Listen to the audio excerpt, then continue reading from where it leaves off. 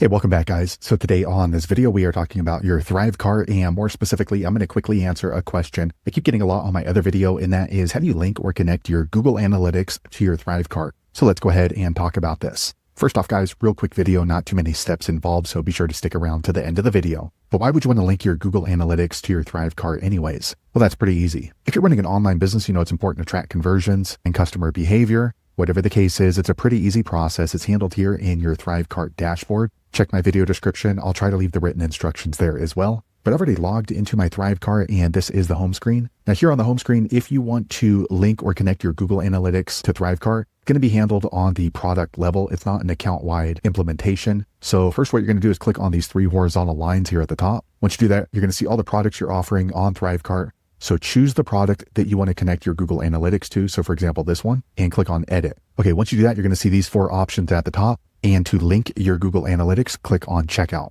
Once you click on Checkout, you're going to see these two options right here. Be sure to click on Tracking. Once you click on Tracking, scroll to the bottom until you see the Google logo and check the box. Once you do that, you can go ahead and paste in your Google Analytics tracking ID right here. Once you've added it in, scroll to the bottom and then click on Save and Get URL. Okay, then it's going to bring you to the checkout URL. Now, if you need help getting your Google Analytics ID, go back and watch my other video that describes that in detail. That's going to be handled in your Google Analytics account. So there you have it, guys. If you're wondering how to link or connect your Google Analytics to your ThriveCart, that's the easiest way I know how to do it. If you know an easier way, be sure to leave a comment below. Let the rest of us know how you did it. Hopefully you found that video useful. If so, click thumbs up or maybe consider subscribing to my channel, and I hope to see you on the next video. Thanks again for watching.